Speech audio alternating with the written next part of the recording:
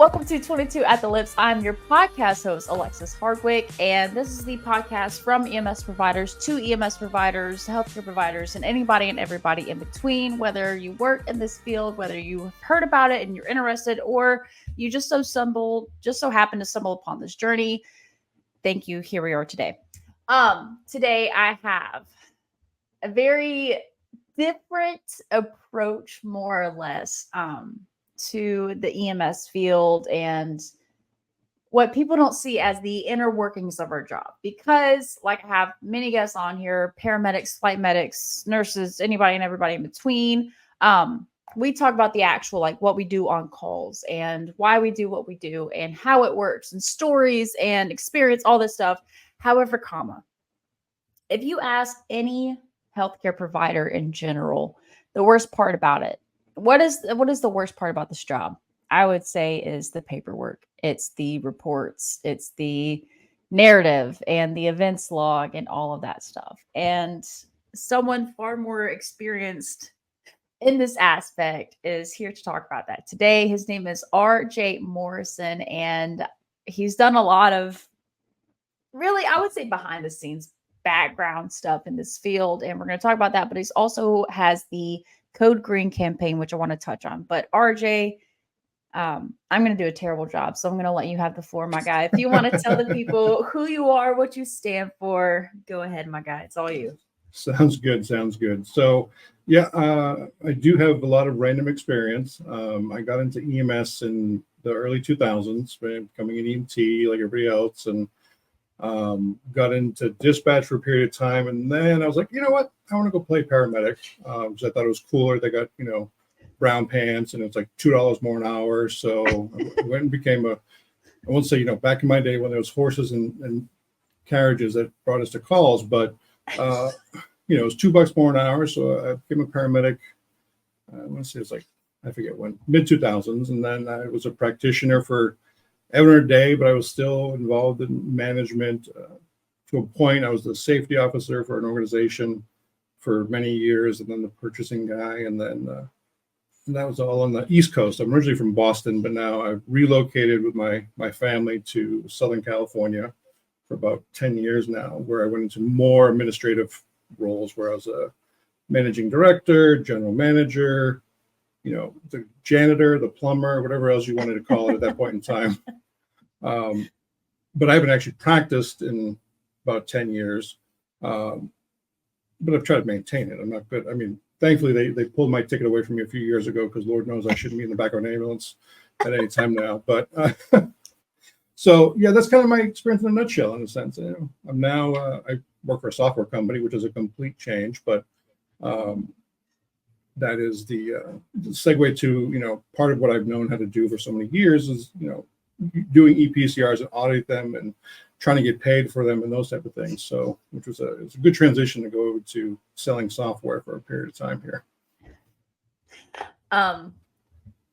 You said something about, you said I shouldn't be trusting back in the ambulance. Some of the people with paramedic certifications also shouldn't, but that's beside the point. I want to ask a couple of rapid fire questions. Sure. Listen, I don't judge, I criticize. There's a big difference. I want to do 3 rapid fire questions. Sure. I did not send in advance, and there's no right or wrong within reason.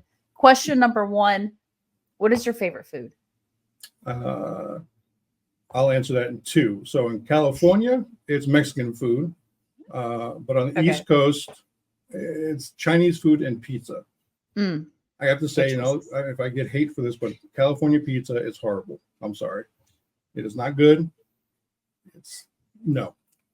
Is it the sauce? Is it the crust? Like, what is all of the above? It's not like, getting a piece of pie that's half a pizza, like when in New York City, like that's not what you're getting. You're getting Domino's. No hate on Domino's or Pizza Hut or Papa John's or anything, but you guys aren't the same as, the north end of Boston. I'm sorry. Just saying. So. Ooh. Okay. Are you an early bird or a night owl? I'm both, actually. Depends on what I got going. I mean, part of my job and a lot of stuff, I've lectured, I've gone to conferences and, how to do speaking, things like that. And those, I will stay up till 1, 2 o'clock in the morning hanging out with people. Yeah. And there's times where I have to be, up very, very early to do stuff. So it kind of depends on whether my kids let me sleep or they wake me up early. That's also kind of the part of the caveat there. That's like we talked about off air. I don't have kids, but I have an 8-month-old Mastiff who she has an innate alarm clock at 8:30 in the morning. Well, she'll start what I call the tea kettle, and then it progresses into just full on whining. And I don't sleep in very often, but it's like the mornings that I want to. She'll start at 7:30, and I'm an obligatory early bird. My wife, who she works for the Los Angeles County Sheriff's as a psychologist. She, it's LA, traffic is atrocious, but so she has to get up about 5 o'clock in the morning to start getting ready to be at work by 7. So my son, my youngest child, typically wakes up about 15 minutes after her, and he's up then at 5:15, 5:30, and he doesn't go back to sleep. It's like Energizer Bunny.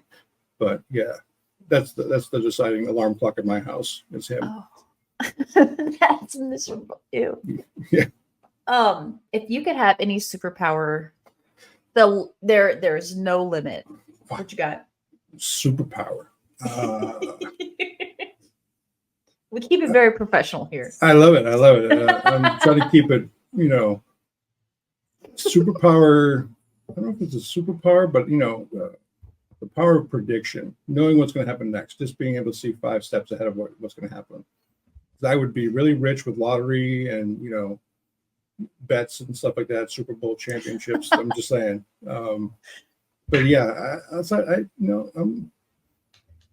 I'm lazy, so I don't really want stuff that's like makes you a hero type of thing. You know what I mean? So I would do great as a villain. That's about it. Yeah, exactly. I mean, it's about me. That's it. That's all I can. Like, I'm a huge Marvel fan. I'm a huge DC fan, not a fan of Marvel, but I always imagine like the actual, I love a good superhero movie, but if you had superheroes in real life, like in New York, when all the cars are getting trampled and the buildings are getting just blown to pieces, who's paying for that? Like, I've had to stop watching because I'm like, who's paying for that? Like, that's my car you just jumped on and now it's squished. It's totaled. Who's paying for it?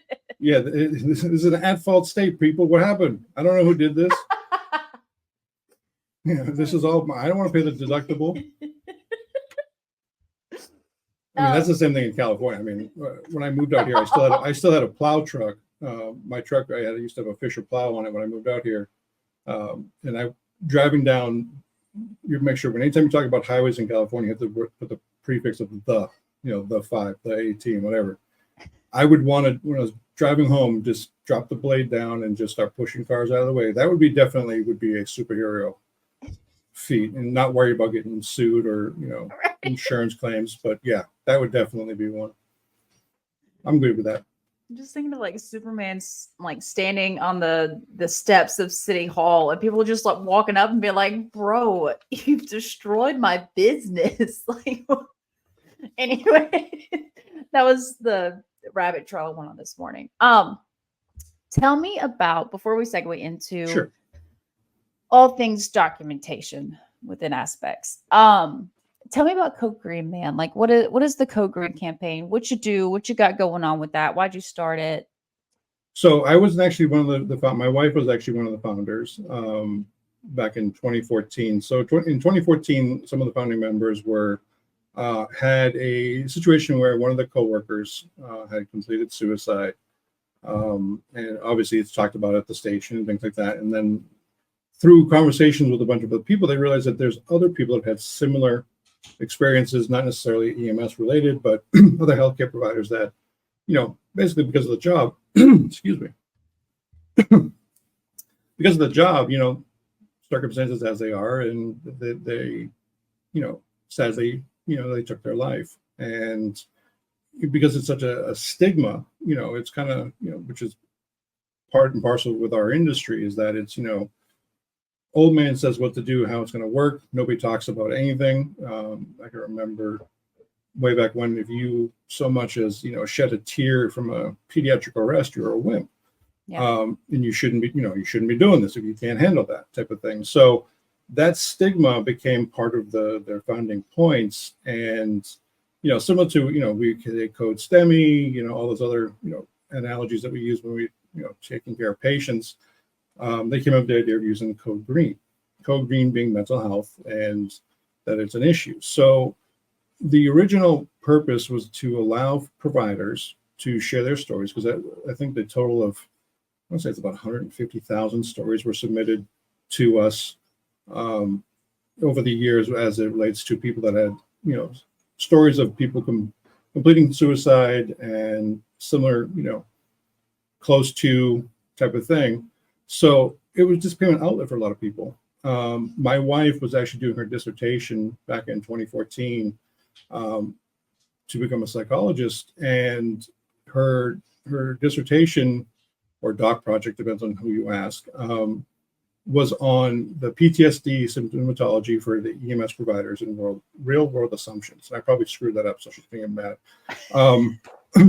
So we were in the process of, when she was doing this, she was researching to see, based on a basic survey, a peer reviewed survey, to see people that are experiencing or showing symptomatology of PTSD and things like that. And she was reaching out to a bunch of different people, and it happened to be some of the founders reached out to my wife during this time, and she got involved as part, with her dissertation, along with, becoming a licensed clinical psychologist. She was an EMT for many years prior to getting her doctorate. So she was coming from the industry, so it's a different perspective than the normal psychologist coming into dealing with it. So for many years, we were helping people get help. At one point, we were doing kind of like a scholarship type of thing, where we were paying for providers to get help. We were paying for mental health therapy, but there are situations, and there's a concerns with liability and things like that, which we tiered away from that actually during COVID. Reason being, a lot of people, it's kind of, anybody can put their therapist somewhere, but they, and it's not to knock on anybody that's doing certain things that are not licensed, but somebody that's experiencing symptomatology of, depression or PTSD, going to see somebody like a life coach isn't necessarily going to be, fundamentally a good thing. And that was some of the stuff that we were paying for. So ultimately, we made the decision to stop doing that program. We've gone so far as to our resources, so all the clinicians that are on our website right now have been vetted. So we look to verify that they actually have a license to practice. We look to see that they have some sort of experience with EMS or first responders, whether it's EMS being police, fire, ambulance providers, and along with that, majority of them either do pro bono or a sliding scale that would be reasonable for somebody to afford services. Because seeing a therapist is not cheap, to be honest. And so we're kind of gearing that as our aspect. And our newer focus is more on corporations.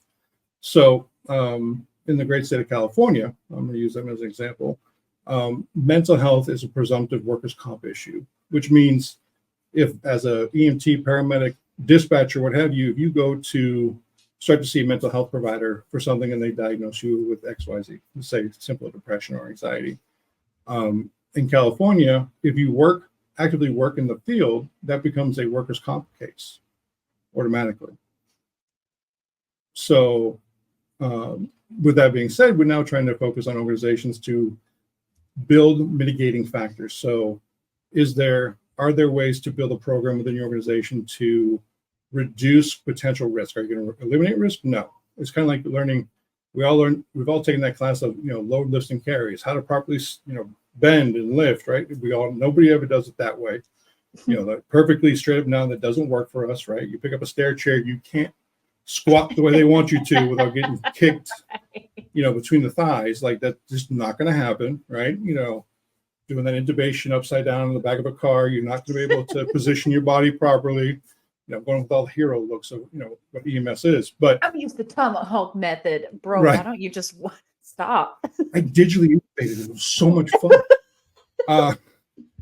So, that is our kind of, there's a couple organizations here in California that actually have a great model that they're doing. They have a licensed therapist on duty, Monday through Friday. They kind of like do case management work for them in a sense. So that's kind of our focus now. We're doing a lot of revamping of things, everything from re-imaging what our logo looks like to services that we are providing, people that are on the board now. I have some heavy hitters in a sense that are from lecturing perspective. I have a human resource attorney that is the American Ambulance Association's human resource attorney. He's on our board. Relationships I have with other people. So there's a lot more. We're doing more behind the scenes stuff is what our focus is, to encourage things such as pair groups or pair support groups within an organization.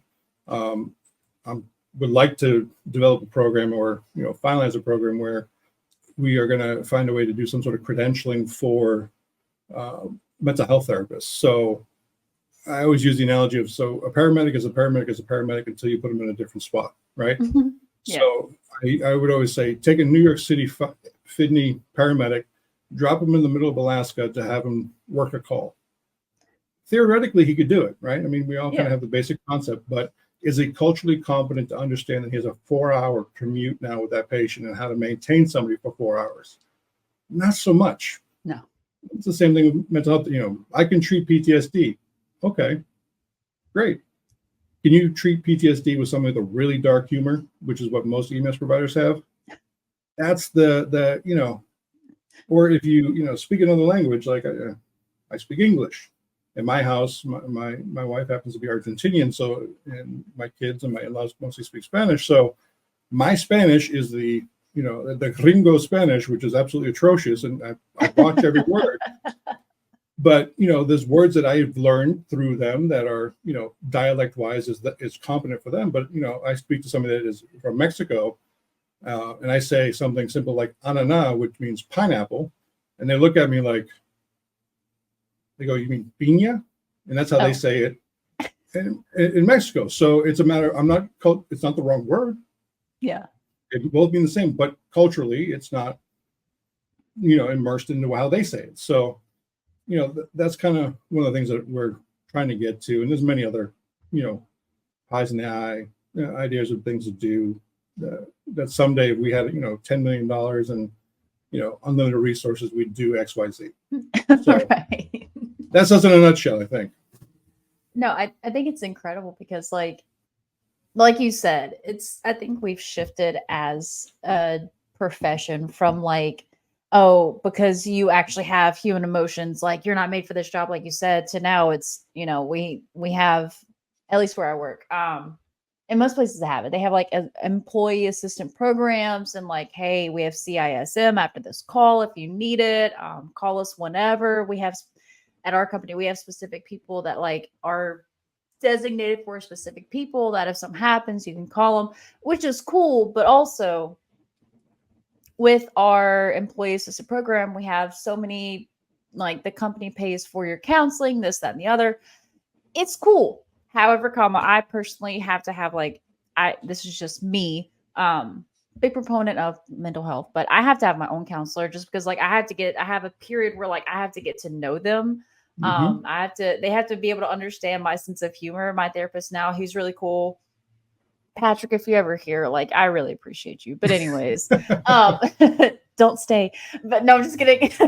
But, that's just me. And so I think it's really cool to have a program that adheres to, instead of having to do the whole, what I call counselor and therapist shuffle, where you have to find the right one and hopefully it's in your insurance and hopefully they specialize in this, that, and the other. But having a designated place where it cuts all of that is, I think that's incredible. Agree with the 100%. I mean, it's the most intimate relationship you'll ever have without physical contact. Yeah. I've had counselors that I stopped seeing them and they call back and they're like, "Where have you been?" I'm like, "We just don't mesh, friends. I'm sorry. It's Speed not dating. you, it's me." Yep. I say this because I am one of those people. I'm very particular, and you know, my wife is a psychologist, so I mean, this is where I live with this daily. But you know, it is one of those situations you need to build trust with that individual, and it's a dating relationship. It's, like I said, it's the vulnerability, and do you feel comfortable being vulnerable with that person? Yeah. And if you can't get to that level, you're not going to get therapy. You're not going to get, you know, deep rooted success. Because I mean, you can do the I'm stealing my wife's analogy for this, but you know, dealing with an issue in mental health there's a couple different ways of doing it. There's one way of just kind of being like the lawn. You have, you know, patch of crabgrass, you run the lawn over, it cleans up, it looks okay. But you know, a few weeks later, that grass is back up. The issue is you need to dig down into the roots and kill it so it doesn't come back. So if you don't have that deep rooted, you know, support, or you're not feeling it with that individual, you're not going to get down to the roots and deal with that issue. You're going to take care of it superficially, and that's not the objective of going to see a therapist or counselor, however you know the term you want to use. But it's great that the EA program, but EA programs are also, and I'll probably get beat up for saying this, but EA programs are not always the best. Like there was a situation where an acquaintance of mine one of his clients, they had a situation where they activated the EAP program for mental health for their employees, and they said, okay, we'll get back to you in 72 hours. Well, you know, thankfully we were able to coordinate something with some, you know a friend who know a cousin to make phone calls. You know, it's always about knowing a guy. So, you know, to get somebody to do a, you know, non-committal assessment in a sense to make sure that the person wasn't, you know, at a stage where they potentially could be, you know, having those thoughts or were endangering themselves or others. So, you know, EAP programs could need a lot of help and a lot of, you know, advancement, which is why we're partnering with the Firefighter Behavioral Health Alliance, who actually runs an EAP program for the AAA. We're gearing up together basically to, you know, help this fight, because you know, two of the founding organizations for this is the Firefighter Behavioral Health Alliance along with Go Green. So, you know, joining forces in a lot of different things for those type of projects. But yeah, I would agree 100% with you. I think it's a good start, but like everything else, especially in this field, it just needs work. Okay, so programming and software and all things billing. I want to start off. You can't tell somebody what to write in their report necessarily. That's fraud. However, especially if you work in private EMS, you fully understand that for some transports and transfers, this, that, and the other, you have to have what I like to call hot topic words and word things very specifically, because otherwise Medicare, Medicaid, whoever it is, I don't know, Blue Cross, the insurance won't pay it. And it is so, I just, from somebody in the field, my guy, I'm just speaking very bluntly, it is so frustrating because if I don't check this box, and then like I also just, this is just my little bubble, I view billing as I transport this patient, it's going in somebody's pocket. I also don't know how it works. So I just know, like, I better get a paycheck next Friday. Right. I'm running these calls, I better get a paycheck. So like, what if you could just spell it out? Because I love my job. I hate paperwork and I hate the documentation so much. Like anyways, your area, my guy, not mine. I'm gonna echo the fact that when I was on the street, we still use paper. I mean, we transitioned very early in I'd say 2003, 2004. We actually went to EPCR with a different vendor. So the software I work for Traumasoft is my full-time job, and I do mostly consulting as it relates to EMS operations and stuff. So to talk about the platform, it was designed by people it was designed primarily for a few companies in Michigan that were sick of using another platform, and they built their own. They built Traumasoft it's a web-based platform. And it was built by EMS providers, so it was ugly. It wasn't very aesthetic. I'm gonna say, like, I'm gonna use Image Trend or Zuli PCR. It's very kind of, it's aesthetically pleasing to look at it. It's not a bad platform. And I would always say Traumasoft, it was very green and gray, and it was very, it was raw, right? I mean, it was very much, but it was functionality wise, it was the creme of the creme. It was a great program, and it was built by girls that were EMS people, and what they wanted it and needed it to look like. So they commercialized it in 2012, I believe, or 2010, and went on the market, and people started using it. I personally, I was managing an organization in 2014, and I was approached by Traumasoft to look at the program. We were using another platform, and we transitioned from the prior platform to Traumasoft. And then I basically fell in love with the platform, because it was for my employees, there's only one place. So they didn't have to log into, I'm going to say, ePro or Crew Scheduler to do this, and then look at Outlook for their email, and then log on to ADP to look at their time cards. It was all in one spot. So, yeah, it made life easier. So, if you hate doing paperwork, imagine logging into 6 different programs to remember which one you got to look at to do what. Yep. So, in 2023, I left. I was leaving the private EMS world for a period, because I was just burnt out, crispy, because you can, as an administrator, get burnt out and crispy. And I was approached to come on board to do kind of a consulting and, sales in a sense, with Traumasoft, because it's a platform I know as an end user, right? People, current customer base that are like, hey, how do you do this? How did you handle this situation? California, we have some really great labor laws. I'm being facetious. So some of the requirements with it are difficult to navigate. So, what did I do, and how did I do it for my organizations, and helping them implement it similar how it would work with theirs based on their infrastructure and things like that. So that's Traumasoft in a nutshell, and why I've still, for a little over a year at this point, I've been with them, and I'm still a huge fan of them. Then as the paperwork, going to the narrative, I wrote the best 3-sentence narratives for years. I mean, those things were, oh no, I pick you up, I drop you off. I mean, very, very, as an EMT and even as a medic, I mean, you might get a paragraph, I intubated you type of thing. Until the first time you go to court, and then all of a sudden I read a dissertation at this point. And I'm very, very, very, I can, it's kind of like being a lawyer in a sense, but I'm not a lawyer by any means, but you get paid by the word, and trust me, I can put a lot of words in those narratives. I used to love dictating to the platforms and just being able to put in so much stuff.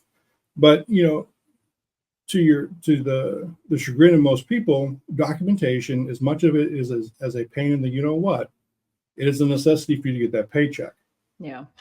But the caveat, and I used to say this at orientation to people, if they would be willing to make a deal that if they're willing to cash their paycheck until we get paid on the calls that they do, we'll be good to go without messing up your paperwork, because that's always what happens. It's something that you get sent back to you because of you didn't you checked the box that the patient was bed confined, but you didn't explain that in your narrative, so we're going to kick it back, right?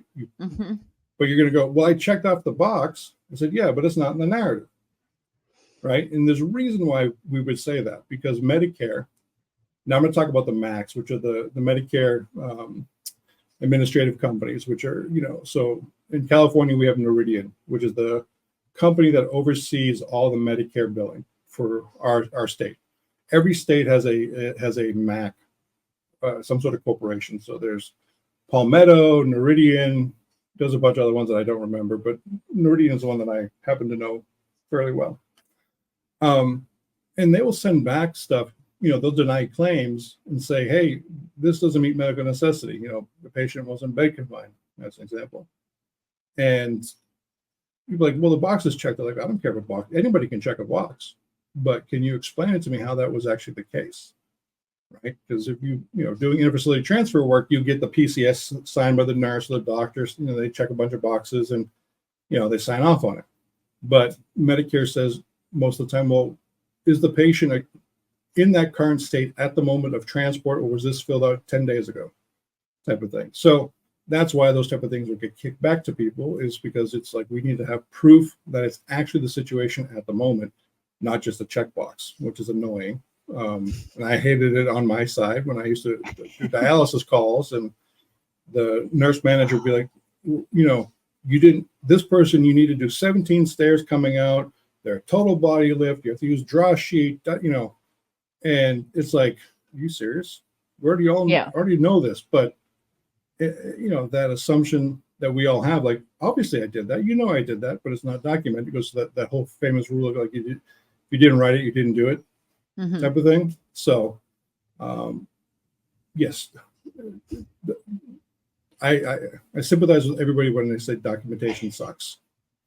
It does. Plain and simple, it's horrible. And I don't know how. I think it's mainly my English writing degree that just got instilled in me. I commend the people that can do short narratives. I personally cannot, and so maybe it's like just a big part of me. But like, I'm not saying people should use templates, but also, I don't know. After the third report of the day, like, I don't feel like typing back the same exact thing over and over. But anyways, like, and I get it. If you don't document it, it didn't happen. It's frustrating. And especially like when you go, this may just be our system, but like I gotta write in the narrative that like I took vitals, and then I don't know, I did a 12 lead, and then I got them in the truck, and then I started an IV, and then I did this, that, and the other. But we have the events log, so like it gets redundant. But I know by the time I finish that call, I know exactly what we did when, because it's on the events and it's in my narrative. And kind of like you said, I don't ever plan on going to court, but if I do, I know I have it written down, so whatever. To that point, I mean, so it's annoying to rewrite those things in there, which I agree 100%. But when you submit a claim to get paid, what a lot of providers don't know, one, we don't get paid thousands of dollars. Anybody out there thinks that we're getting paid, when they talk in the news that a $4,000 ambulance bill, that's what we call gross charges. That's what we'd love to actually get, but that doesn't happen, especially if it's a Medicaid or a Medicare. You're talking anywhere from in California, a Medi-Cal, which is our Medicaid, you get paid $108 for a transport plus miles. You doing a 12 lead, administer medication, things like that, that doesn't get paid. It's all in our, what they call consolidated billing. So we don't get paid for it. Your narrative that you write, believe it or not, the billing department the payer, so Medicare will say, never actually sees your narrative. The biller that's reading your PCR has to write a short narrative and summarize what you wrote into about 100 and I think it's like 200 characters, basically. It's like a tweet. And then we have to use what they call HCPCS codes and CPT codes, which are procedural codes, and diagnosis codes. It goes on a single form called the 1500 form, and that's what gets submitted electronically. The only time they look at your narrative is after the fact of all of a sudden they randomly audit your trip for that patient, which is it's 100%. They just say, patients with last name of, I'll use MORR, and their date of birth is in this range, and their Medicare number is within these numbers. Automatically, they'll deny all those claims across the country, basically, in a sense, and you have to do an ADR, additional documentation, ADR, additional documentation request. And that's when they see your actual narrative. But based on your face right now, I could tell you were like, oh, really? This is how? Like I said, I don't know how any of this works. I just know I run the calls, I do the things, and I submit it and hope I don't see it ever again. I pick you up, I drop you off. Right? Yeah, I mean, No, I get you 100%. I get you. The days of you call, we haul, that's all. No, not so much anymore. Not so much. And that's what I would never tell a patient, like, you don't need an ambulance. I would never tell a patient in so much words of like, yeah, but you can save an ambulance bill. But I mean, as much as like we hear like, oh, well, the ambulance trip is so expensive. And I really do believe, based on past wrecks and stuff, that people really do think that like the ambulance and the ambulance personnel have so much money. There's really not that much. We're not driving. I mean, I wish as an administrator, as a provider, that we were getting paid that money. We'd all be driving Bentleys and living a life, and it's not the case. It's no. I mean, you're talking. I'm going to pick on California because that's where I'm at the point. So I'm paying EMTs, anywhere from $20 to $25 an hour. Average transport, let's say, takes 2 hours, and I'm getting paid Medi-Cal rates, which is like, like I said, $108. So it's costing me, as it is, $50 an hour for the 2 EMTs, not including, fringe benefits and stuff like that. Takes 2 hours. So I'm already at $100. And that isn't even covering anything else of that. So I have $8 left over. So, putting that in perspective, or when you sit, we call it holding the wall here in California. When you're sitting at that's what we do, yeah. Okay, so in California, we have this great thing, and I say great facetiously. I'm gonna get some serious hate from this, I guarantee it. But we have this thing called double time. If you work more than, depending on your shift, if you work more than 12 hours in a day, you automatically get paid double time. Oh, so yeah, okay, yeah. If we have somebody holding the wall, let's say a Medi-Cal call, and they've been holding the wall for an hour, and it's double time, so that 2 hours plus, so I'm at $100 an hour at that point. Yeah. And again, I haven't paid for the gas, the insurance, the taxes, benefits, stuff like that yet. So, it is right to your congressman, people, elected officials, get more money for us, and we're gonna all have Bentleys. Okay, just work together and do. Dude, holding the wall. We call it sitting on the wall, or we'll be hold the wall, that kind of thing. And it's hard because like you can't get mad at the ER because they don't have rooms because there's so many other people. But also, like, by the time I'm sitting there for an hour and a half, like, either you're gonna have a room available, or I'm gonna drop the stretcher because I'm on hospital grounds. I'm not obligated to sit here any longer. The gods just opened up when you started saying that. The fact that you know that as a provider, I love you even more. And I know the organization you work for. I love them even more. They'll come over the radio. They'll be like, "Hey, you've been on the wall for an hour," and like especially after 2 hours. It shouldn't be a thing where like, and this is so beyond whatever, but like, I shouldn't have the ability to DoorDash food to the ER because I've been sitting here for so long. Would you like hashtag truth or something like that? I mean, that's just absolutely. And it's not a matter of like, I mean, I don't necessarily want to be out running calls again, but also like, man, I'm sitting here doing like, I'm getting agitated and antsy, and I know my patients getting frustrated because I know it ain't comfortable. Like, baby, we all in the same boat right now. I've had crews that have waited, no joking, at an ER. They were, I had to switch crews 3 times because they were on hour 27 before the patient was offloaded. And to be, you said you can't get mad at it. I'd just be asking to go home. I mean, I would, you not getting mad at the nursing staff and hospital staff. I think, that you're a better person than me, because I would call and cuss them out myself. Like, this is absolutely, it's shift change. Well, I have to do shift change too. Well, they have to go to lunch. Well, I got to feed my crew too, but they can't leave because they get the patient. It's called patient abandonment. I'd have to pay extra staff to be in the ER to relieve people because I have to do lunch breaks. Yeah. So, there's so many, there's so many things wrong with our system as a general thing. And then when it comes to why is documentation, and then comes part of documentation. So you're there for 10 hours, whatever, 4 hours, 3 hours, and all of a sudden, and this would be something I'd go crazy about. I'd see 2 sets of vital signs.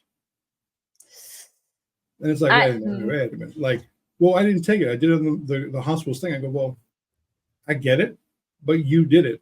and it looks like you were there for 2 hours, and I'm justifying the payment to the, whatever insurance company is, what have you. But you have 2 sets of vital signs, but, when you got to the hospital and transfer of care, but any time in between, you had nothing. It's like, what were you doing? Type of thing. So it's a double-edged sword, right? I mean, your facial expression is priceless at the moment. I love it. That's me being like, oh, that's not me. Who does that? I will say it happens. I'm not saying, I'm not going to name anybody. I could name about 15 people off the top of my head, but, at least come up with something. Mickey Mouse did some vital signs. I don't care who did it. Like, just, document something. I never thought about documenting at the hospital, because in my mind, I always just go with, oh, well, we're on hospital. Oh, I never thought about that. That's, the fact, God, that, do you know what that is actually called? The reason that is the case? You've heard of EMTALA, right? Yeah. That's the EMTALA law. Oh, I don't know. I figured it was that. I just know it's a thing where once we load you out of the ambulance, it's actually once you're on the grounds. I think it's actually within a certain distance. Yeah, as soon as you touch their property, they assume responsibility. Oh, good to know. And it's also like you have the matter of like,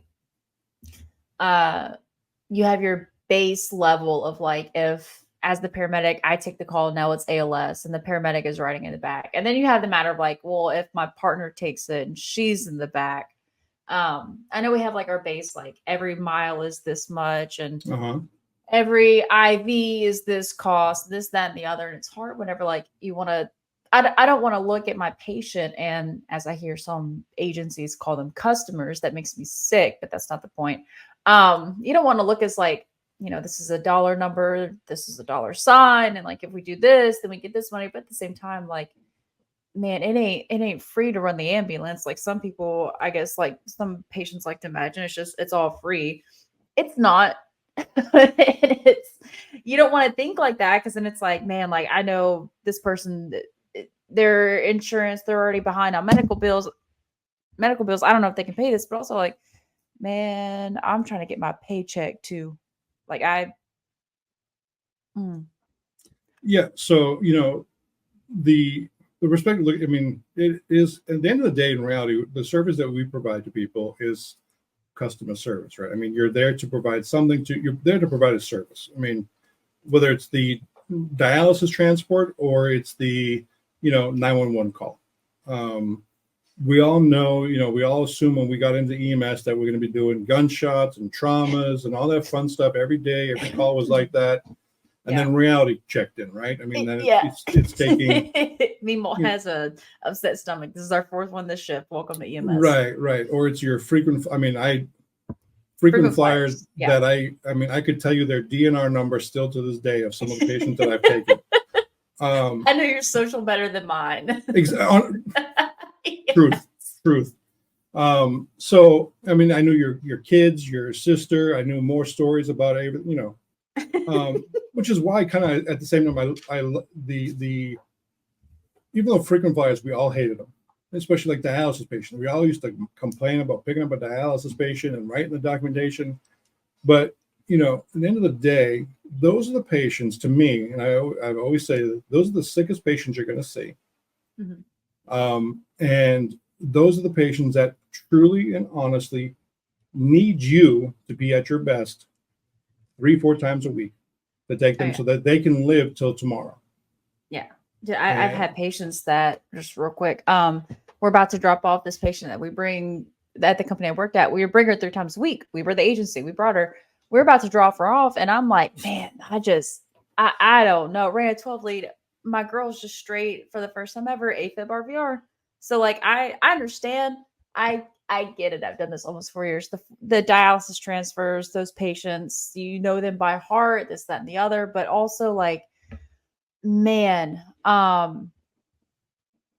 when you stop looking at them as like, this is a dialysis transfer, but like, this is also a patient. When you lose that perspective, like, yes, like I said, it is a dialysis patient, it is a dialysis transfer. It's also, we're bringing Meemaw home on hospice. these are still patients though. Like Yep. it's if you don't do your vital signs, you're on your own, friend. Like, Right. I've heard of crews that drop off a patient for dialysis, systolic of like 80 something. And they're like, how did you not know this when you first picked them up? They're like, oh, I don't know. Right. I mean, anyways. Then there's the level of complacency in our industry that happens, and this affects paperwork as the example. You saying you started touching on like having a template. I mean, a lot of places use templates for people to make life easier, and so that people hopefully don't miss things. But the problem is with that in complacency, you use a template. I don't know how many times I've read EPCR's narratives, and they picked up a male patient, but as you're reading the narrative, it says female. Or they'll have like bilateral amputations below the knee, and then you read the narrative, and it's like, oh, PMS patient walked. Extremities. Yeah, your patient didn't walk. It's like, or my favorite one. This is the one I always knew, is when they put the documented pupil response. In the narrative, they'll show that there's one patient I remember. It was a dialysis patient. We had an organization I was running, and they were actually missing one eye. And the crew would document, this one particular crew documented that the patient eyes were perla, equal. And it's like, and then they put 5 millimeters on the right eye, and the right eye was missing. And it wasn't like they had a glass eye in place. They were a patch. Nothing. And I'm like, how in the, seriously? Dude, that's why you got to reread your narratives, man. I've had so many people caution me. I'm like, don't use your templates because blah, blah, blah. I read, I type as I go. I have fill in the blanks because unit blank was dispatched to blank for a blank with a blank dispatch code for a blank. You have your blanks because but also as someone who has used them religiously, I've had to type them out a few times and whatever. There's also a copy, cut, paste, and add in feature for a reason, because if, like you say, that complacency, you start getting complacent, you're gonna get a setback, which is already frustrating. QA/QI is above my pay grade, but also it is the most humbling experience. Oh man, I've been QA/QI'd less than, I would say, 3 times. One of which was literally just like, hey, because of this XYZ situation, we had to sit down with you. You're good, whatever. But the other times that I get, and even just like a shift, if I get a sent back, I look at it, I'm like, man, what was I doing? What was I thinking? Sometimes I'll message the person back. I don't know who they are. But I'll message them back and be like, I don't know what I was doing. I'm sorry. I mean, I'd be the first, yeah, I screwed that up. I'd be like, yep, I own that. Wow. Good catch. My bad. Thank you for checking it and make me, I'll look like an idiot to you, but cool. I agree 100%. And, as an administrator on the other side, it's kind of like, you also get frustrated as hell with that. It's like, okay, you've done for this week, let's say, you've done 100 transports and you messed up 2, right? Let's say, which for you, it's like, I only messed up 2. Why are you so bad on me? But the other 17 crews that worked that day, they all messed up 2 as well, right? So yeah. And that's a lot of times administrators and managers. I always have to check myself, and I would check my staff too. One, don't forget where you came from. 2, we're jamming these calls down everybody's throats. We need to get done faster. And guess what? And the reality is your goal is patient care, right? That's the objective of becoming an EMT and paramedic, is to do patient care, whether it's IFT related, 911, critical care, what have you. But there's a great thing in management that people forget sometimes, because we talk about our customers being our patients. Well, there's also internal customers. As a manager, as a general manager, I would have my immediate staff, which would be directors typically of the different departments. But guess what? You're just as much as a customer to me as the patient on the outside. Why? Because if you are miserable and upset at your job and what you're doing, that's going to affect and carry over to your patient care, potentially, your documentation. You don't care. I'm so sick of this. This is my 11th call of the day. I haven't eaten yet. I'm cranky. I need some Dunkin' Donuts or Starbucks, whatever you foo-foo people drinking out there. Like, you know, which, I mean, there's no Dunkin' Donuts in California. I mean, there are some, but they're so far I can't get one.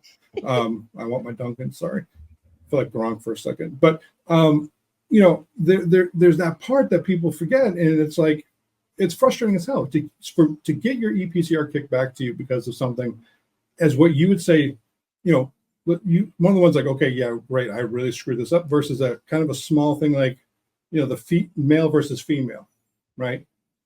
In the end of the day is not that big of a deal, but it's like, it's that simple of a point. It's like, but your lack of, empathy in a sense that it doesn't follow suit to this, because it's like, if the patient care report that you submit is a reflection of the care that you provided.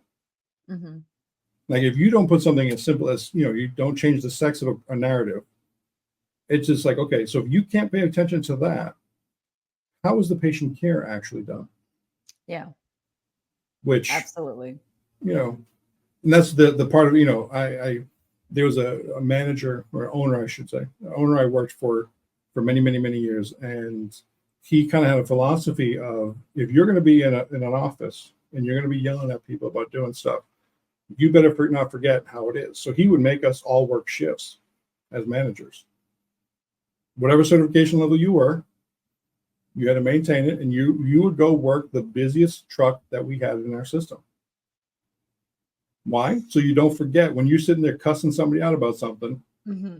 Like, reason I am saying this, because I had to do it last week when I had to work that 24 on P14, and I did the 25, interfacility, west to east campus transfers. I don't want to hear it, type of thing. And I believe that's still a fantastic model. And I would mimic that, but granted, I was not going in the back of ambulance, anytime in the recent past. But, that kind of cements, like, when I'm kicking stuff back to people, these people that were my peers for all intents and purposes. For a lot of these people, in my earlier careers in management, they were my I've been to their, the kids' bar mitzvahs or baptisms or, all these things. And now I'm sitting there like, dude, come on, really? Mike, you can't put this on your documentation. And then it's like, well, dude, you did the same stuff back in the day with me. Like, oh. But I mean, Lord knows. Listen, Nextel, you may not know Nextel. You know Nextel? No. The two-way radio phones. No? Yeah. Okay. I probably have seen them. All right. In a museum somewhere, there's a Nextel phone you'll find.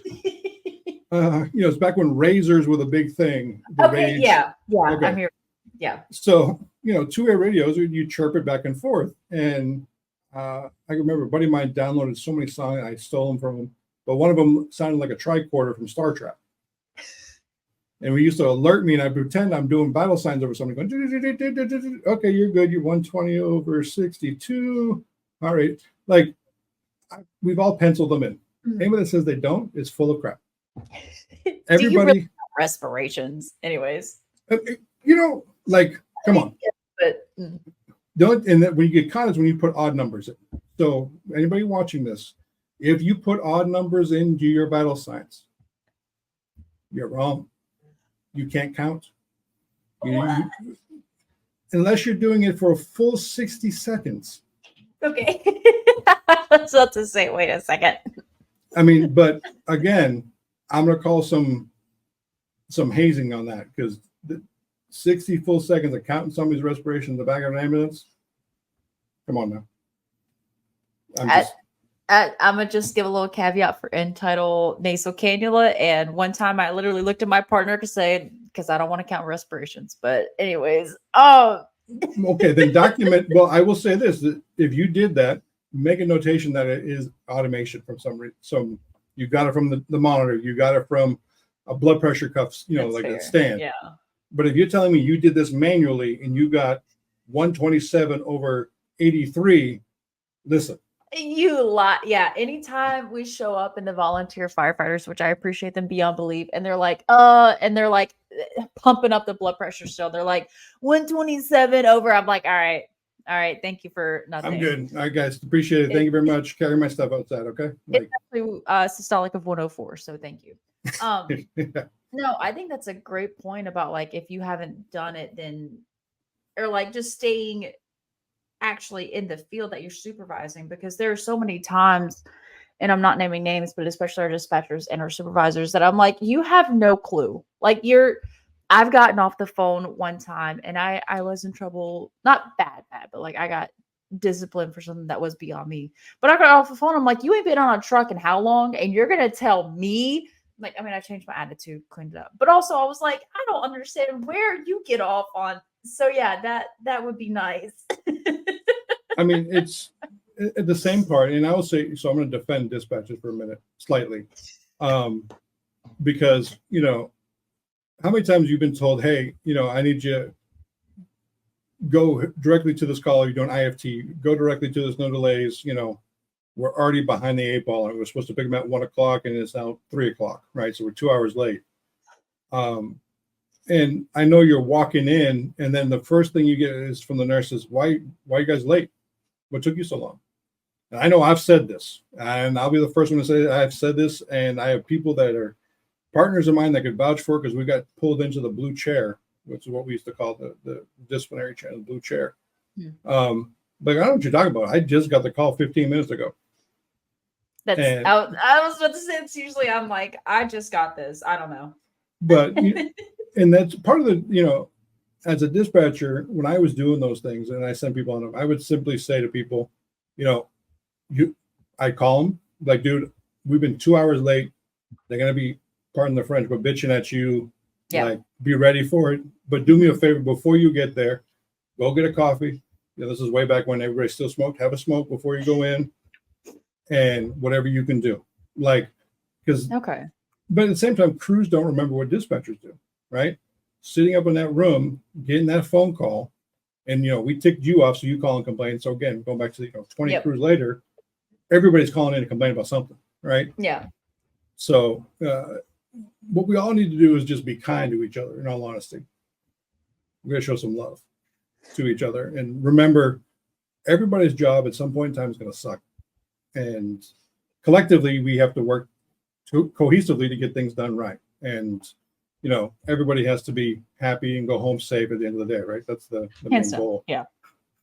Well, I've always said, like, I could never do dispatch. Not that I want to. I will never be a supervisor. I'm not made to babysit grown adults. But anytime, like, me and partners are getting mad, I always go back to, like, I don't know what's going on grand scheme. I don't know what is going on the screen that the dispatchers can see that I can't. Or I don't know what else the supervisor's dealing with. Now, granted, sometimes I don't say that just as fully. But, I mean, with that in mind, though, like, same time, I don't know what's going on. It's above my pay grade. I don't know. I'm just doing my job, me. I don't know. I mean, I get it. And, there's, as a administrator, people like, what I get for answers back in the day would be different than what somebody else is going to say to a crew member, like a peer. Mm-hmm. And I would always bring this up to people. It's like, people think, and they look at me, if they're going to give me an answer, like, whatever it is on the situation, it's because they know at the end of the day I could fire you, right? So I'm gonna get a different answer than somebody if you were to ask somebody, your partner, in the same situation. That, I'm trying to think of a scenario like, let's say you the report is that you were bad mouthing or talking back to a nurse or something like that, and they called and complained saying that your customer service was horrible, basically. And to me, you're going to justify it and apologize and be, whatever. But if you would say something to your partner like, dude, why were you being an ass to them? I'm like, what do you care? Like, you're going to talk differently to you. Yeah. And, that's also part of the kind of the people forget that aspect of working together. Like, just because I have the ability, number one, I always say this, and, my mentor for me is a gentleman by the name of Scott Moore. He always said, and I believe it to be true, that he's never fired anybody. He's just there to facilitate the paperwork. Oh, right. I mean, in all honesty, if you're getting terminated from somebody somewhere, yeah, you did something. That's why anytime the supervisor calls, I'm like, "Am I in trouble? Should you be?" No, I just want to make sure. Well, I would ask this: why are you supposed to be? What or hey, you might get a phone call about this. That's the worst. Right? I mean, that I've done that so many times. Just a heads up. I'll digress for a second. There was a situation way back when we were out. There's a bunch of us meeting somewhere on a Sunday. We're all working in the truck. We're all posted in the same city, the city we did coverage for. And there had to be about 5 or 6 trucks, and we're all hanging out because it was like a holiday weekend type of thing. There was no calls going around, but 911 coverage, and so we're all hanging out in the same area. And there was this individual in a car. I forget what they were doing. They were doing a lot of stuff. In other words, but the way our trucks were positioned, we were all kind of looking in his general direction. So at some point, he decided to drive his car up to us and start running his mouth. And I don't have a problem running my mouth, basically. And then he said, "Who do you work for?" And the company I worked for. Now we all drive ambulances that are big billboards. Billboards, right? I mean, yeah, it's not. And there was probably 5 or 6 ambulances, and much less our uniforms. Right, our uniforms all have a company patch on them somewhere. And I looked at him and I said, "I'm probably going to get in trouble for that." I said, the company I worked for was as a family last name, right? So, but then he's like, "Who do you work for?" I go, "AMR." Is what I said. Because obviously he's not paying. To me, the guy was a buffoon, and so whatever. So he runs his mouth and then he pulls away. But I'm like, you know what? I got to call the soup on this because I don't know who he's calling, whatever. So I call the soup like, "Hey, just in case you get a phone call, this is what's going on. This is what's happening, blah, blah, blah, blah." And it was kind of like, it was funny because all of a sudden he was actually standing next to his buddy who happened to be a Massachusetts state trooper, who they were down the street having lunch.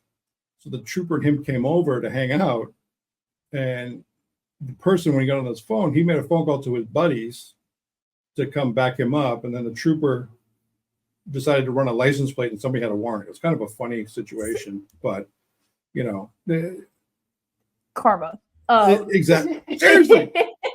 I mean, so I ain't no angel when it comes to stuff. I'm just gonna say, y'all know I'm not an angel. Nope. But to talk about your narrative stuff and going back to kind of how the payment stuff and things like that work. I brought up an example. I have a narrative that it was an appeal that I had to do from way back a long time ago. And the transport took place in like 2021 or something like that.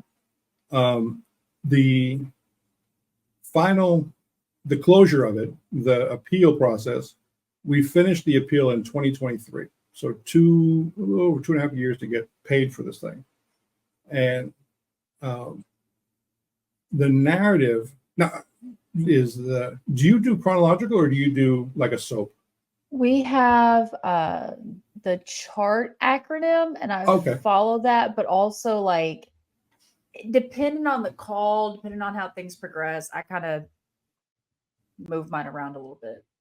But for the most part, we have chart, so same. Do you have like the auto-generate narrative too, or is it just We do, but it's not good. So like aesthetically it looks ugly. So sure. I usually, that's another reason I do mine, because it looks aesthetically beautiful.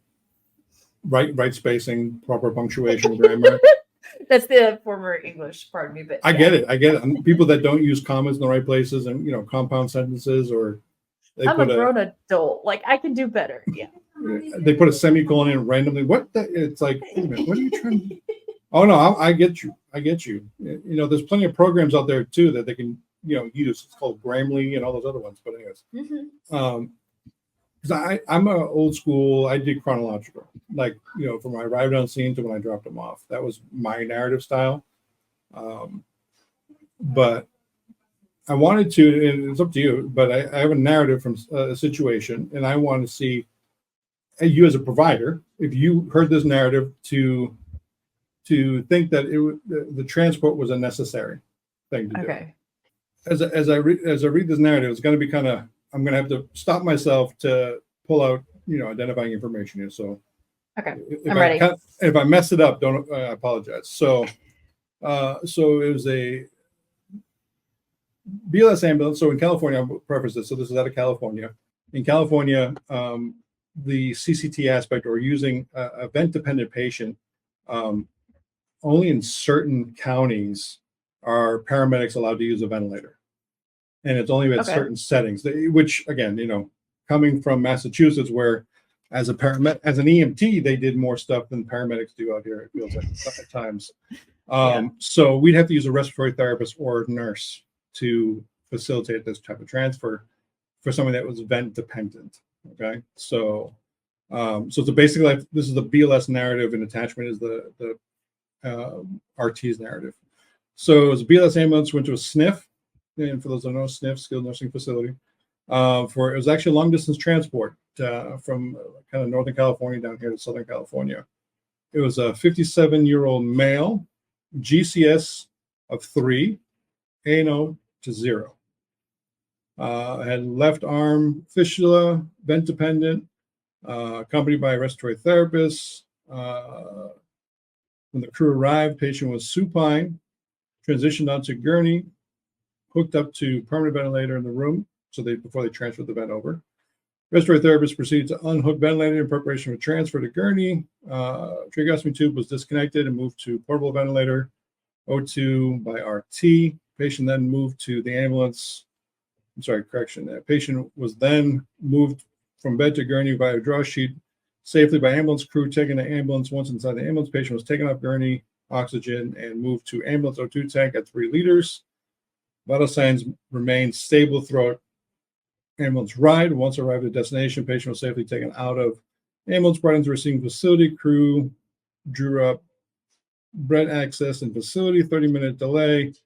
Once access was gained, patient was moved from gurney to bed, taken off portable vent, put on room vent. RT right along gave instructions up to on-site RT. Paperwork handed to RN for receiving. And this is the end of report. So the transport was, I think it was like 130 miles or something like that. Lord. Okay. I mean, there's the part of me that wants to be like, well, yeah, the patient couldn't have gotten there without medical transportation because there's an RT and the ambulance supplies oxygen. But like, so based on that narrative, I'm flipping the script on you now, right? So based on that narrative, how would you think to justify the medical necessity, right? Because that's the thing that we're basically proving that is medically necessary to go by ambulance. And we don't know why they have to go from point A to point B. We don't know like the condition of the, I mean, yeah, GCS 3, but like, is that their baseline? Is that, we're missing a lot of the meat and potatoes of this, man. Like, yeah, they needed to be transported with the van, but like, couldn't that have gone on in the backseat of a minivan? Like, what? Absolutely. So, and ultimately, the reason the patient was transported because the patient was at a SNF in Northern California. The patient had needed dialysis, so that was the fistula part that they had a fistula in their left arm. Okay. They needed to be able to go to a dialysis center that provided services, meaning they had a vent there so they could do vent dialysis. And that's honestly, it's a specialty care aspect of dialysis centers. Not many that I know of actually that here in Los Angeles County where I live, I want to say there's like 3 or 4 facilities only that have a vent area for vented patients to receive dialysis. So it's a very special thing. Yeah. So the area the person was in did not have any vented facilities that they could have dialysis at. So they were transported down here to Southern California to a facility that one had a vented section of the nursing home, 2 was able to get dialysis at a facility that was able to accept vented patients. So those are all pertinent things to know, right? Because the Medicare, as an example, only pays for 30 miles unless there's a specialty reason why you needed to go that far. Checks, yeah. So ironically, that narrative, as lackluster as it was for you, so ANO times 0, GCS a 3, which means you just show, right? I mean, you give a rock a 3 for showing up. Yeah. Right? It's the only time a GCS of 3, a GCS of 15, and the only times that you don't really need to know, what was it, mobile, verbal, motor, you don't need to know which one it was.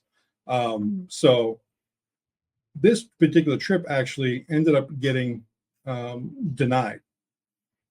So when we submitted it, so the crew, that narrative, then the biller has to then take that narrative, convert it to a narrative for the billing parts for Medicare, the MAC to review.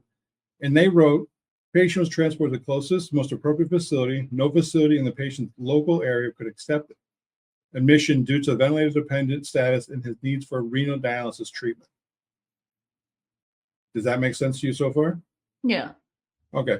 So this paid, I think, $180 total was the what we were fighting over. So we started the appeal process. It was April of 21.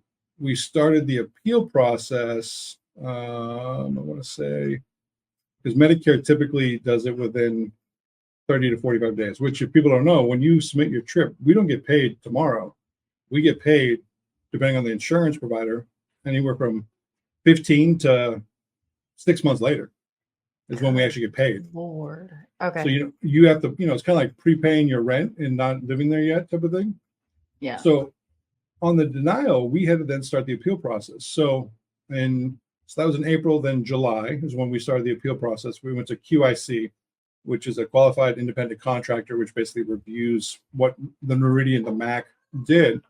And so this is where we get kind of, defensive. And this is what we have to do as administrator because of what you documented and why we complain when you don't document certain things. So that narrative was lackluster, no question. There was not enough there. So we had to then write a letter, basically, with facts to support what we're saying to the third party to evaluate, like you get QA, this is our QA that we have to do. And give you some of the stuff that we have to point out. So, in the letter that was written, it's that, patient herein is a bedridden, ventilator and oxygen dependent, is comatose, GCS of 3, has a tracheostomy in place, monitoring for suction. Does Noridian being the MAC, because we write this very much, we don't pull back, we don't have filters. Does Noridian contend that this patient with a GCS of 3 can safely be transported without being medically monitored by a trained respiratory therapist for ventilator control, deep suctioning? Such a contention of the part of a Noridian medical reviewer is grossly incompetent. We're literally writing this stuff to the person who read this is dumb. I mean, that's in so many words, yes. Okay, I'm here for it. I think I'm in the wrong job. Keep going. This, English major, here you go, okay? Because you can have some fun with this. Now, so to go on, this is the stuff we're doing, and this is why we get, we get contentious with you guys about how documentation is and what you're giving us, and we're like, I checked the box. Well, it that makes doesn't help sense. Yeah. So then now for the finding of Noridian, that sending facility, in fact, is a skilled nursing facility on site, which would be able to meet the patient's complex medical care needs. That's clearly noted in the redetermination submitted to Noridian. And the letter from the sending facility supports medical necessity transport to the patient. That's long distance, which is that part because they're coming from northern to southern. The primary issue is that there were no available outpatient ESRD treatment facilities that would accept ventilator-dependent patient in California, because they had some identifying stuff there. The identifying information is supported in the sending facility. The other part here, so while sending facility may have been able to admit the patient would be unable to receive the dialysis treatment. What kind of research did Noridian do in this case? They only researched 50% of the patient's medical care needs that related to skilled nursing care, and they completely ignored the other 50% that related to the ESRD treatment. Such an incomplete research makes their finding both unknowing and uninformed. Like, this is what we have to do, because we have to be this, because if you're passive and don't fight it back, they will turn around and just take your money out. And that's when, we can't get a raise. Well, I have no money to give you a raise because your documentation is atrocious. Because it's also, it's not just the paying of the personnel who are there. It's also paying for the miles that are going on the ambulance. It's paying for the gas or diesel. It's paying for the oxygen that's being supplied the entire time. The actual, dude, that adds up. Then it takes, so the other pieces a lot of time people don't remember is, so there's the dispatcher, the call taker, the dispatcher, the crew, right? And then it's the biller, or depending, so if it's a CQI person before billing, then you have billing, right? So there's 5 prongs already as it is that call. Now then you throw in that, now I'm doing an appeal, like I'm doing the appeal as the general manager. There's other people that did it as well, but this is one of the appeals that I did.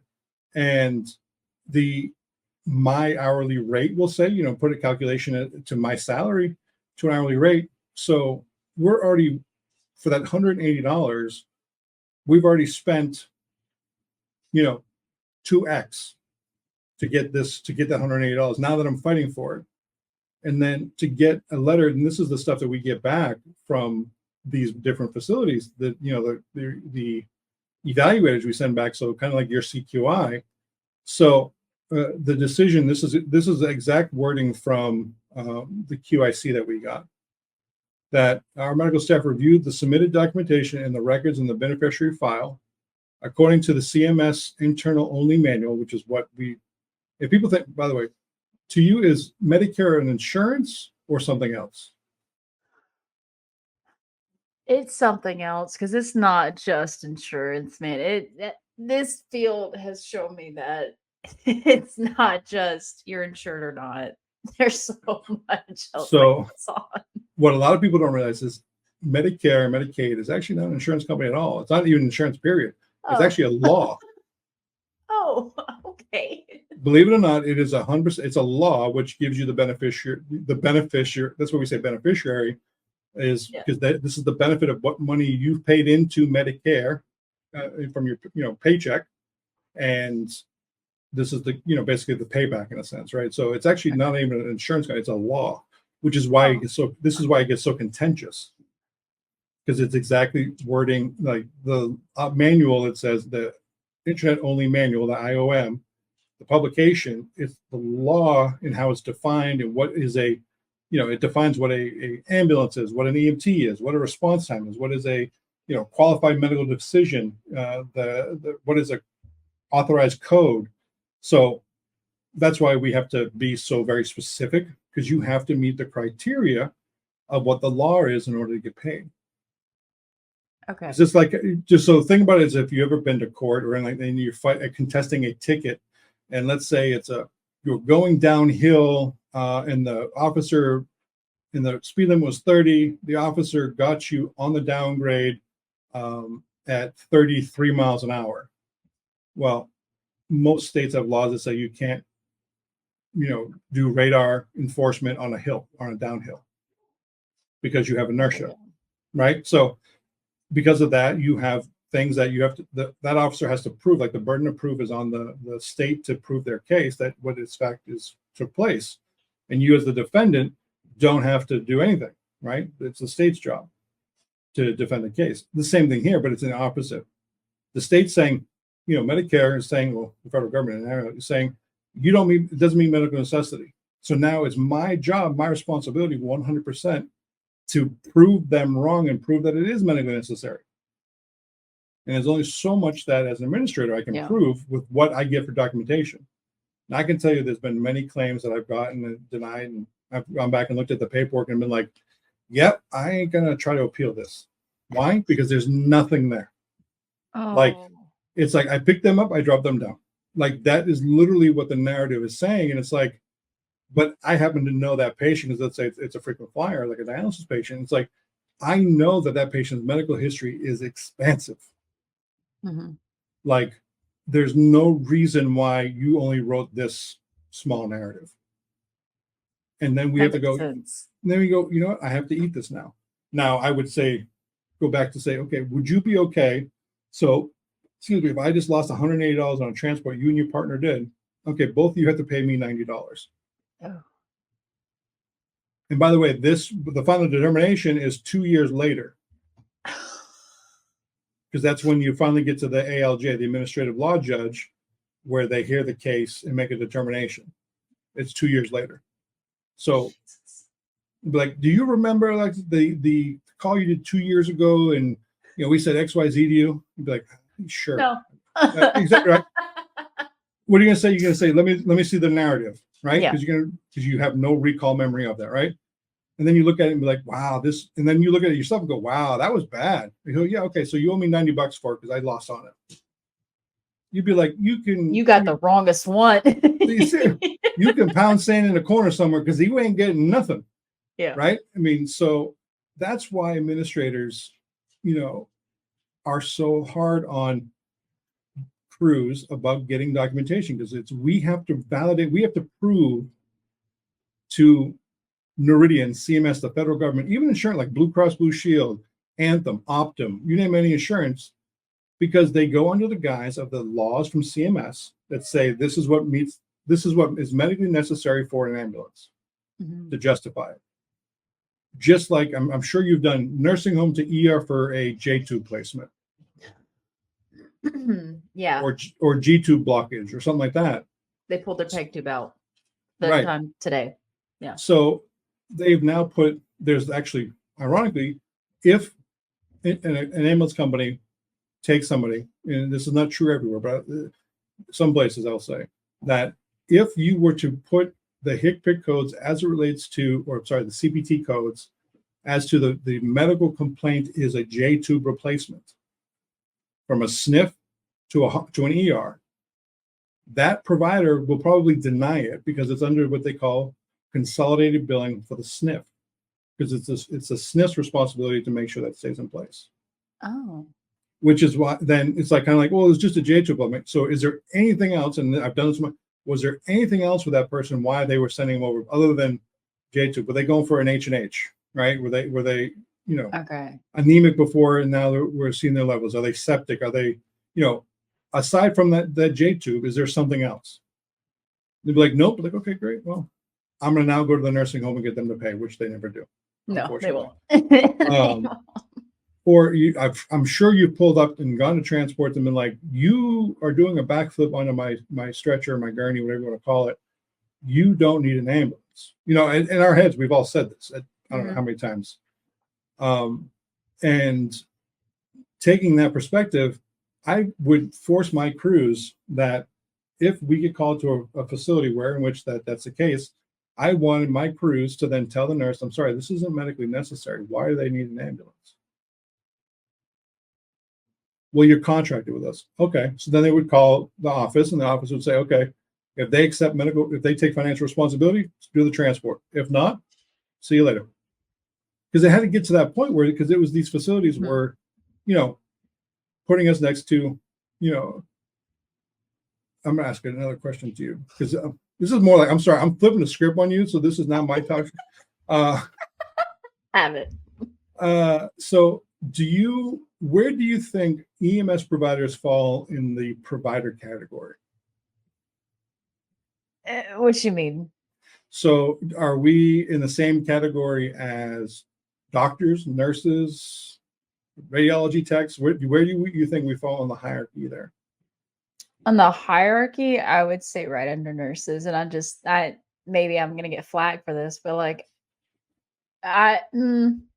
depending on the reasoning and what facility, maybe hand in hand with nurses, but I'm sure that we are viewed at like so far below the totem pole that like. So, I mean, from clinician to clinician, some of it, let's go back to the Latin root. So para being beside, medic mean doctor. So, the concept is a paramedic is a person beside the doctor, right? In theory. And insurance companies, what do you think they look at us as? Do they look at us as providers, like as a doctor provider type level? No. Like we're actually licensed providers. Now I know you live in Texas, right? You're from Texas? Louisiana, but Louisiana. Oh, sorry. I don't know why I thought Texas. It's fine. I know in Texas that you have the choice of being a licensed paramedic or a certified paramedic. There's two different options there. So would it shock you to tell you that ambulance providers are not even listed as providers? I believe it. That's what, like, I know where I would hold us, but I know where everyone else would hold us. So it doesn't hurt my feelings. We're listed next to toilet paper. I believe it. It was sad. And, we're the only type of services that we provide service and then hope we get paid, That's so sad. because we don't really get, well, it's not that we don't get, because there are a lot of doctor's office type things that get prior authorization, but most of our stuff, so hospital discharge to a nursing home, sniff to ER, or, a lot of those type of things that it's not something you can prearrange. Mhm. It's, we have to then document it and then beg the other person to pay for the services. So we do the work and hope we get paid. Versus a doctor's office, they're going to get all the prior auth stuff done before they do anything, right? Before you have surgery, they already basically have the check written in hand before something's done.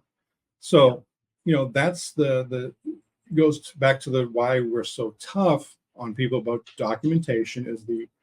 It's the linchpin to a lot of things. For a company to be successful, to care for people, provide you with great benefits and stuff like that, is how do we get paid? And that all is reliant on you guys to document it accordingly.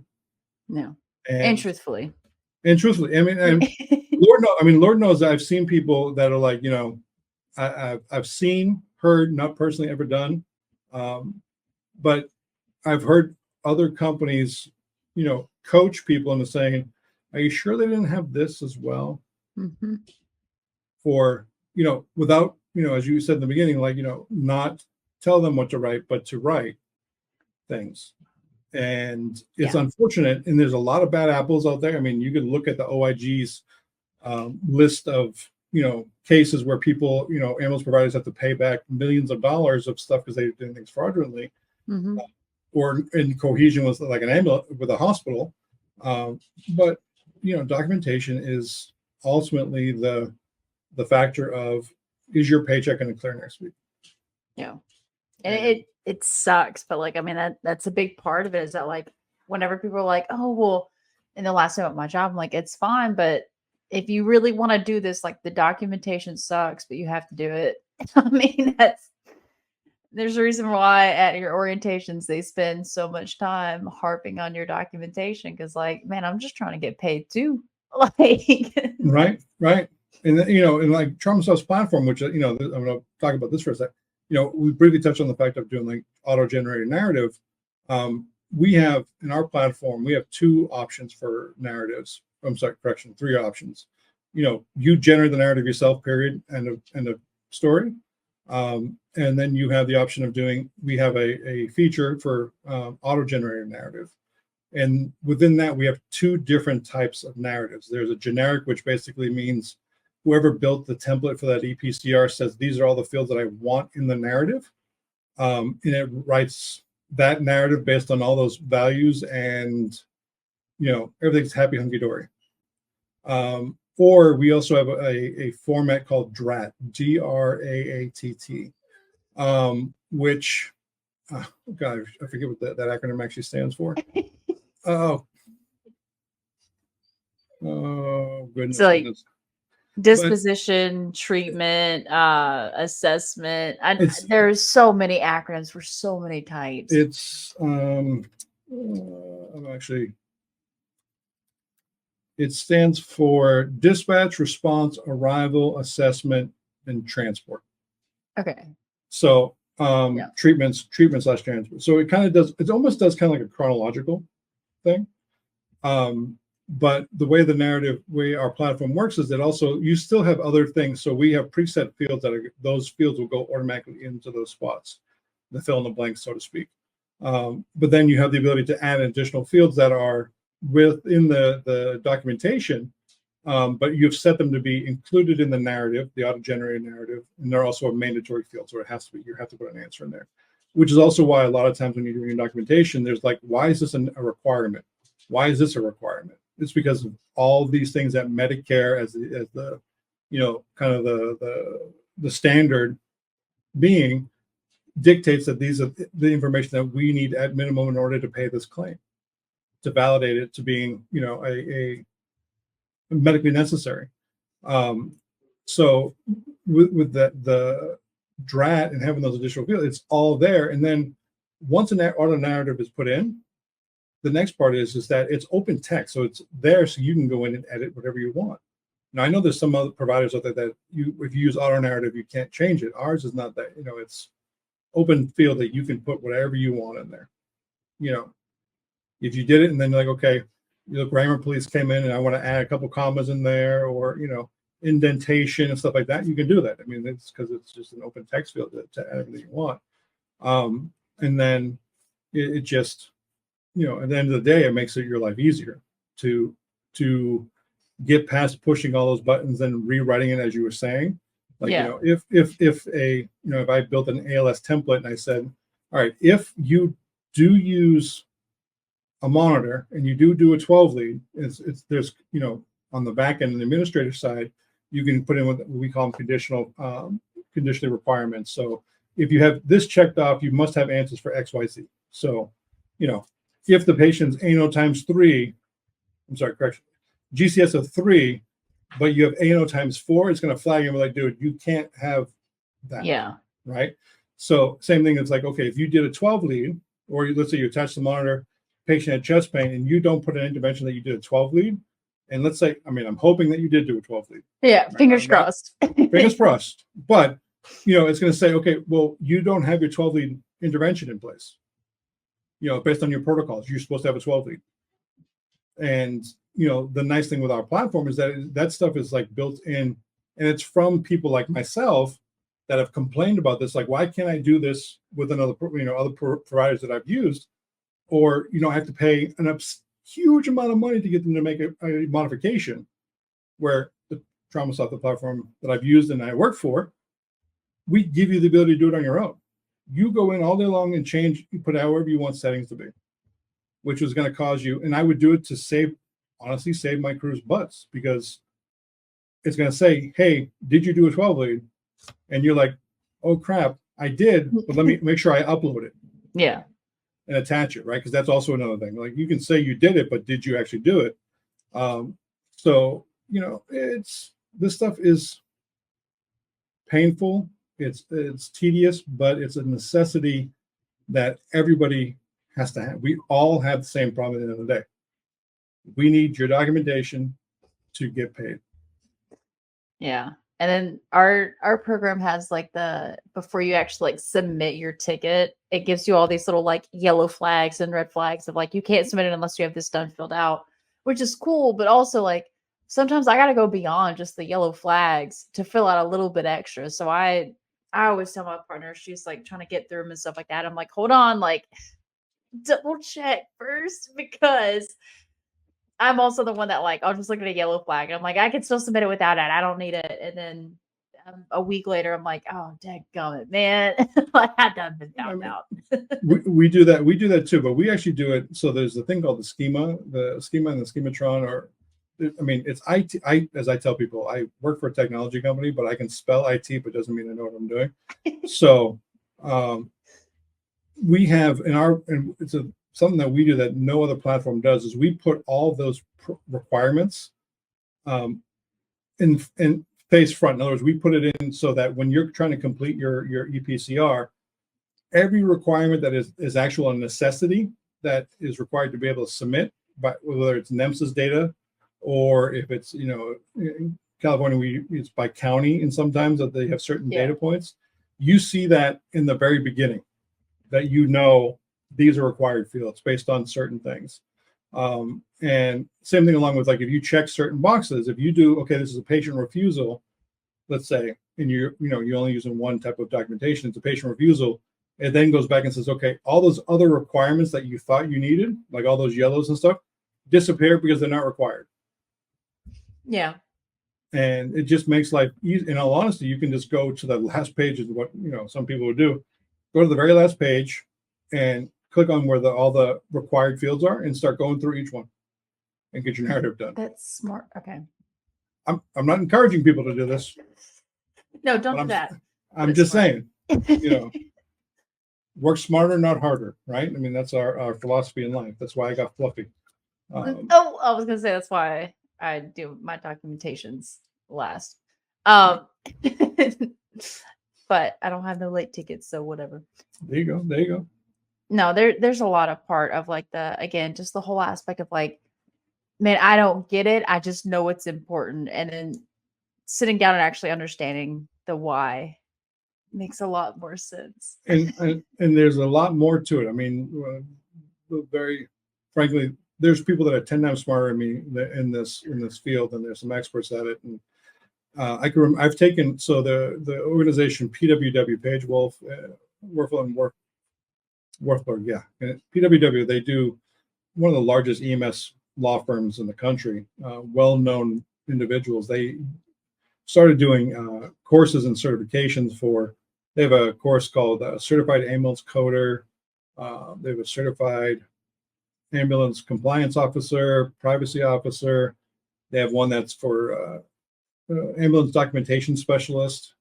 And I can remember one of their classes that we were sitting in, and a room probably had 100 people in or something like that. And I showed up late. I slept in, so I showed up late. So where do I, when you go to those type of conferences, where does everybody sit? In the back. So if you show up late, where are you sitting? In the front. In the back. Oh yeah. Oh no, I was up front. I was the first table. Oh no. And I remember this Steve was giving a talk, and he says, he looks at me, and we had named our names right in front of us, so he could keep a good. We all knew Steve's name, but he doesn't ever be in the room. So so he goes, so RJ, who's a compliance course I was taking, he goes, RJ, so if I told you I have the answers to Medicare, guaranteed you payments every single time, what would you offer? Would you give me $10,000 for it? I said yes.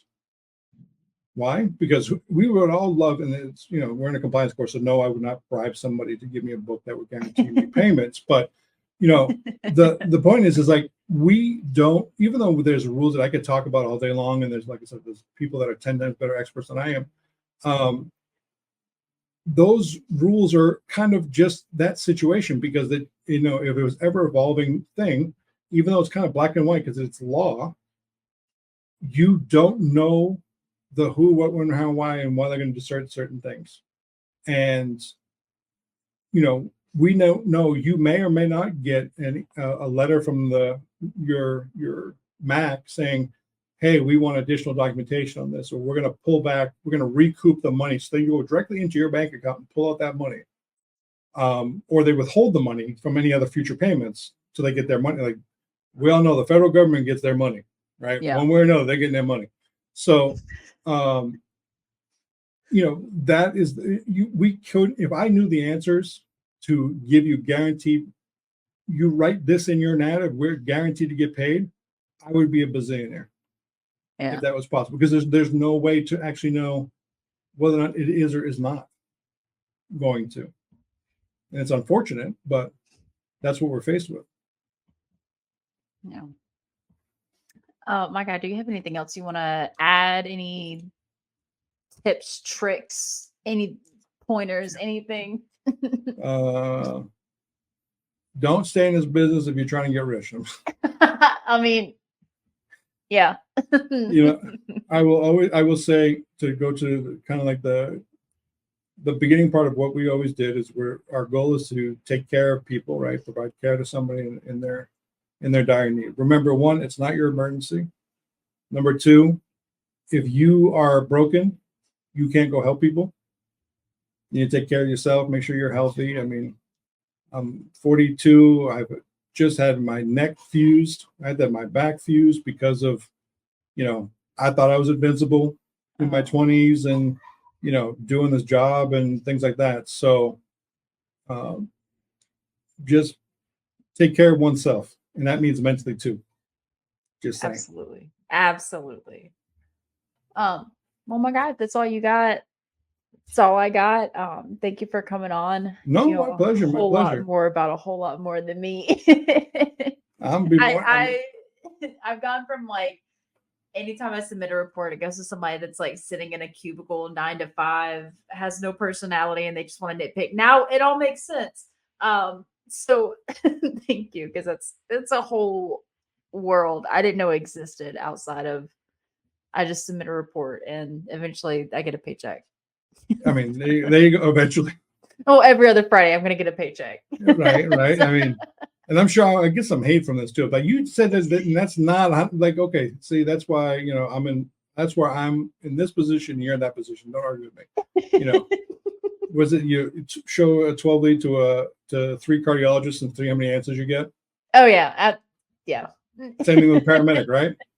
Show me a vein that I can't, that I can put a 14 in, or I can put a 12. I'll put this like, we all have our own opinions and egos to go with it, but it's all good. I've been missing so many IVs this week, and I'm just on a bad streak of pipes.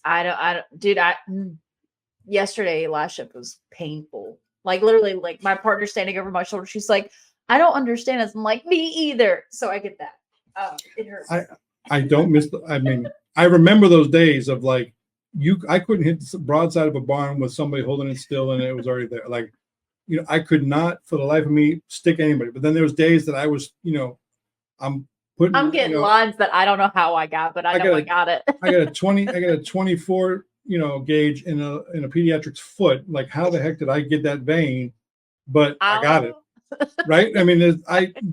I remember those days all too well, and I don't miss them. Me either sometimes. And I don't miss the being on call 24/7 too. That's definitely that's something I'm still struggling to get used to. But not being on call anymore, like I don't worry about someone getting into an accident, calling out sick, dispatch that the phones don't work. I don't got to worry about none of that no more. This is like I took over my kids' playroom, and I sit here all day. Man, I appreciate you. I appreciate you, Wilson. Thank you for coming on. No, my pleasure. My pleasure. My pleasure. But if that's all you got, that's all I got. The 22 at the Lips podcast is designed to support, not replace, the relationship that exists between a practitioner and his or her medical director. The views and opinions expressed in this podcast are those of the host, guest, and not necessarily of Master Medics. The information provided during this podcast is intended for educational and informational purposes only. It is not a substitute for your approved protocols.